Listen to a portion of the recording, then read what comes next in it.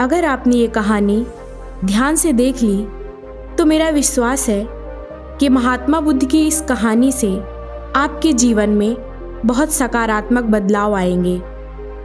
एक वृद्ध भिक्षु और एक युवा भिक्षु दोनों एक नदी के किनारे से चले जा रहे थे कि तभी उन्होंने देखा कि एक खूबसूरत स्त्री नदी में डूब रही है और बचाओ बचाओ की आवाज़ें दे रही है। युवा भिक्षु तुरंत नदी में कूद गया और युवती को नदी से बाहर निकालकर ले आया। इस तरह से उसने उस युवती को बचा लिया। इतने में वृद्ध भिक्षु गुस्से से बहुत गर्म हो गया और कहा, अरे तुमने उस महिला को छू लिया, अब मैं इस बात को महात्मा बुद्ध से कहूँगा और तुम्हें दंड दिलवाऊंगा। दोनों महात्मा बुद्ध के सामने पहुँचे। वृद्ध भिक्षु ने कहा, भगवान, इसको दंड मिलना चाहिए। बुद्ध ने पूछा, क्यों, इसने क्या किया है?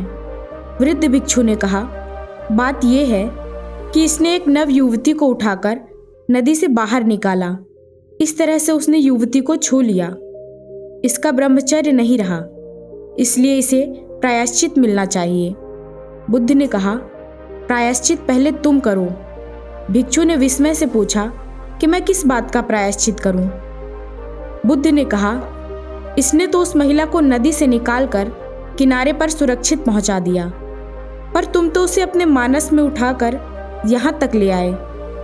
तुम्हारे मन में अभी भी वही बात चल रही है और तुम इतनी देर से उसी बात को ढो रहे हो। इसने तो स्त्री के जीवन की रक्षा करके उस स्त्री की मदद की है। इस कहानी में हमने ये देखा कि कई बार कुछ लोगों का व्यवहार ही ऐसा हो जाता है कि वो सिर्फ दूसरों की बुराई देख पाते हैं, अच्छाई देखना भूल जाते हैं। हर चीज़ को अच्छे नज़रिए से देखना ही समझदार व्यक्ति की निशानी है। दोस्तों, आप इस कहानी के बारे में क्या सोचते हैं, हमें कमेंट बॉक्स में ज़रूर बताइएगा।